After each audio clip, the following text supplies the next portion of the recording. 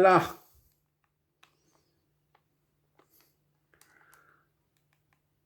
On va inverser la matrice A là. Voilà, ça nous donne le résultat. Voilà.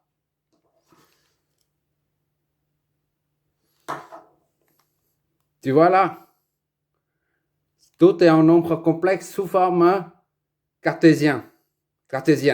D'accord? Je vais noter tout ça. Ok, d'accord? Ça, c'est 5,782 moins 0,02 G. Voilà. 6, 799 G. Voilà. On ne peut pas convertir en module et phase en même temps tout ça. Il faut faire un par un. La calculatrice n'est pas capable de le faire. Donc on met en module et phase directement. On fait un par un, d'accord?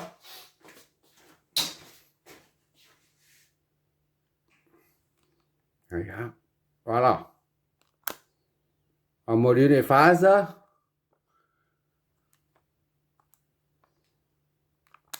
Voilà. 578 et 198 millidegrés. Moins millidegrés. Ça signifie. Bon, je note tout ça. 5, 7, 8, 2.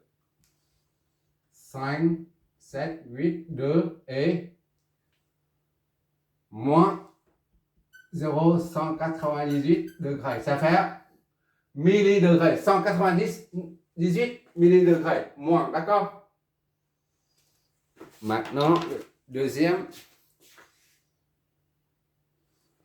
Voilà. Vue.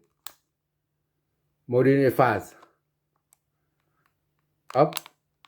Ok, d'accord. Moins 10 degrés. Bon.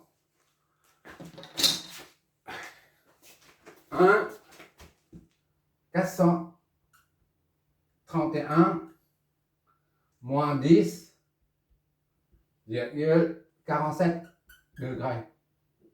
Ça, c'est en ampères. Idem en ampères parce que ce sont des courants. Le 3 et 2 maintenant. Alors, je viens de noter là. Maintenant, c'est I3.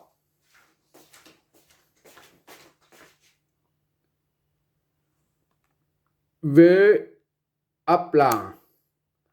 Phase, module et phase. Voilà. On va noter tout ça. Hop là. 4, 3,82, 3,14 degrés. Et 3,14 degrés. Ça, c'est courant, ampère. Et maintenant, I4.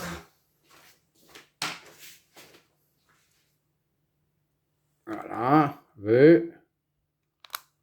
Voilà. En module et phase. Voilà. V.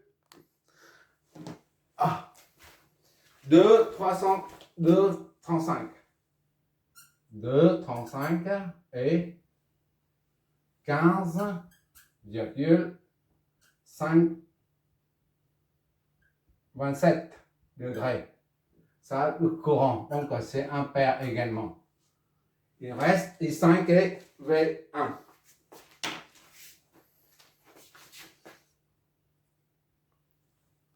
Voilà.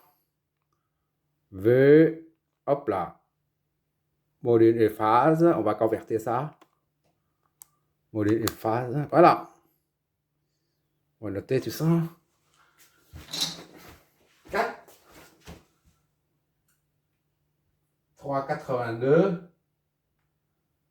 3,82 et 3,14 degrés. Le dernier truc est en ampères. Et enfin, il reste la tension V1. Et puis, ça sera terminé. On va dégager une conclusion après. Ça, c'est pour la tension. La dernière ligne de la matrice, des solutions. Hop. Crac. Maintenant, on va convertir ça en modules de phase. D'accord? Voilà. OK? 87 volts. 24. 180. Donc, il y a une chute de tension. C'est bon. Ici, 100 volts. Ici, on trouve 87. 88 volts. Donc, il y a une chute de tension. Donc, c'est bon. 87. 962. Et 24 degrés, virgule 73 degrés. 24, 73 degrés, vol. Tout ça, c'est en vol. Voilà, c'est terminé là.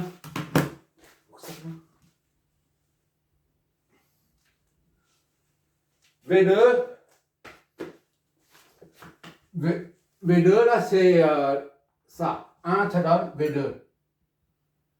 Est égal à 2 tiers de V1, c'est-à-dire 2 tiers fois ça. 87,962, 24,73 degrés. Qu'est-ce que ça nous donne? V2 et donc est égal à... Calculatrice, tu me donnes quoi toi? On réutilise le résultat de V1 tout à l'heure, d'accord? Donc, il suffit de prendre 2 tiers multipliés par le résultat précédent. Ok, d'accord? Regarde. D'accord, 2 tiers. Voilà, maintenant, module de phase. Voilà, 58, 64 et 24 degrés et quelques.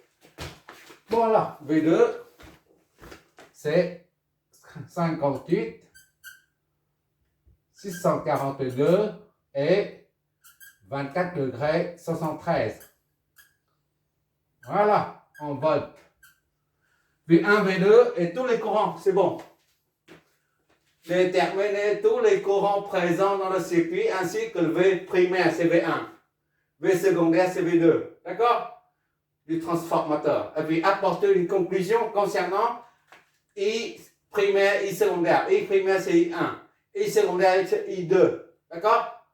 Et V primaire, V secondaire. On va apporter une conclusion à tout ça. Bon, tout est là. Le résultat notre. Voilà, on arrive au bout. Bon, c'est quoi comme conclusion à tirer? On va essayer de conclure. Déjà, V1 et V2. V1, là, on a 24,73. D'accord? V2, c'est 24,73. Autrement dit, la tension au primaire et au secondaire sont en phase. Elles ont la même phase. D'accord? Et le rapport de tension, là, 2 tiers. 2 sur 1, 58,642 divisé par, on prend l'amplitude seulement, d'accord?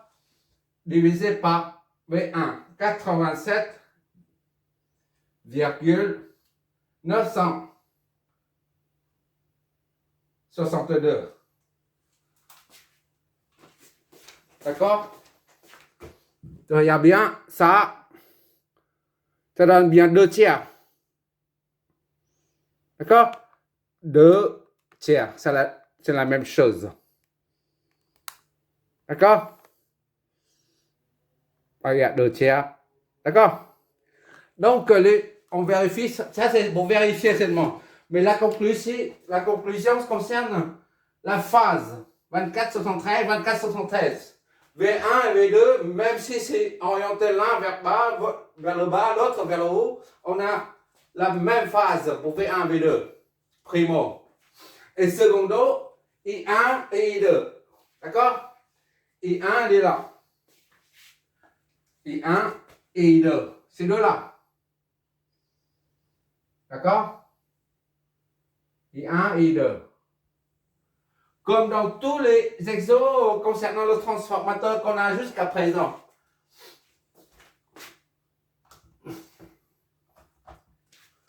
Quand I1 là, moins 10, si tu prends l'axe comme ça, I1 c'est moins 10, d'accord? I1 c'est moins 10 là, moins 10. I1 elle est comme ça, d'accord? I2 c'est en opposition de phase. I2 elle est comme ça. Pourquoi? Parce que d'ici à là, c'est 169 plus 533, d'accord? Et plus, ici c'est moins là, 10 et quelques, 47. 169, 533, d'accord? Plus la valeur absolue de ça, c'est-à-dire 10,47. Tu oublies les poussières, ça donne 180. D'accord? C'est-à-dire que ça et ça sont opposés. Là. En opposition de phase. Qu'est-ce que ça signifie en fait? Ça signifie que lorsque le courant, si le courant là, tu peux considérer ça comme I1 est à 0. I1 est 0. I1, d'accord? C'est égal à I1, 0. Si tu prends ça comme l'axe, d'accord? Ça c'est opposition de phase. D'accord? Et I2, ce sera 180. I2 plus ou moins 180. D'accord? Quand I1 arrive ici, là, I2 sort. C'est-à-dire, il ne va pas comme ça, là. I2, il va sortir. I1 entre dans le plus, mais I2 va sortir du point de marquage. Tu regarderas les trois premiers exos qui précèdent de celui-là. Tu verras, c'est tout en pareil. C'est-à-dire, tout le temps, on a les deux tensions là, scène au primaire et scène au secondaire du transport sont toujours en phase. Et le courant I1 et I2 sont toujours en opposition de phase. Un qui entre dans la bobine du primaire, l'autre qui sort. C'est ça, ça veut dire. I1 ici, là. Si I1, tu vois là, I1.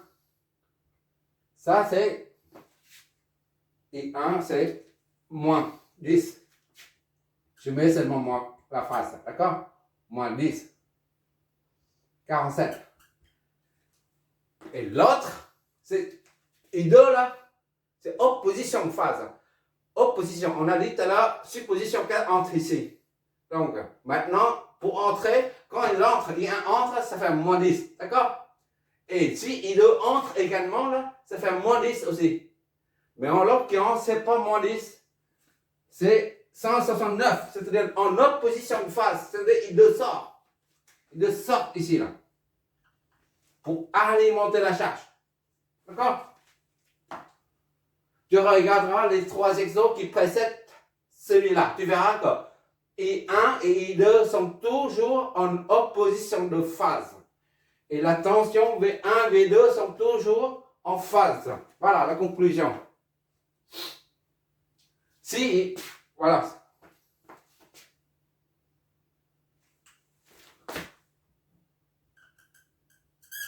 Voilà. Ici, tu mets conventionnel, par exemple. Même si au début, tu supposes un courant qui est comme ça fait plus ici. Voilà. Au début, d'accord? Ça fait plus ici. Mais en fait, quand le courant passe là-dedans, réellement, là, I1, là, et bien I2 n'entrera pas là-dedans, comme notre supposition. D'accord? I2 sort ici. I2. Puisque c'est déphasé. Ici, c'est 0. Ici, c'est 180. C'est tout le temps comme ça. D'accord? Ça entre pour que la bobine du primaire emmagasine de l'énergie. D'accord? Et une fois l'énergie est là-dedans, là, elle est transférée par couplage magnétique vers la deuxième bobine. Et cette bobine va débiter du courant pour alimenter la charge. Et par conséquent, qui dit débiter dit le courant qui sort de là. Qui sort de là. D'accord? Là, c'est comme si une bobine, une pile. Pôle plus, pôle moins. Et le courant sort d'ici pour alimenter les charges qui seront raccordées là-dessus. Voilà. Le sens du courant I1, I2, c'est comme ça. La tension est comme ça. Ça, c'est récepteur. D'accord? Le courant et la tension s'opposent. Et là, c'est générateur. Le courant et tension dans le même sens, direction là. Ça génère de l'énergie, un courant. Ça débite. Ça reçoit de l'énergie et ça prend de l'énergie pour envoyer ça joue le rôle de générateur. Là, c'est récepteur. Ça générateur. Ça génère un courant. Donc, le courant généré doit sortir de là. C'est la raison pour laquelle on a 180 degrés. Ok, d'accord.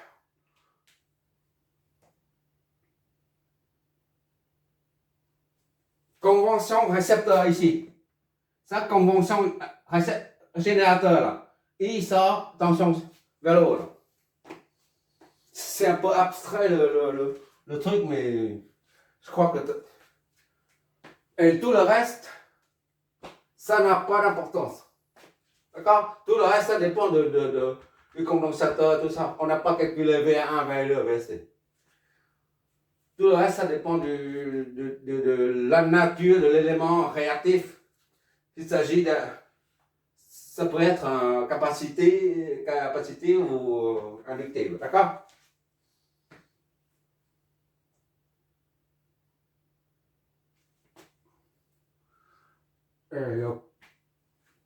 Ça, c'est le 8 ou 9, 7e, je ne me rappelle plus. Le prochain, on va faire un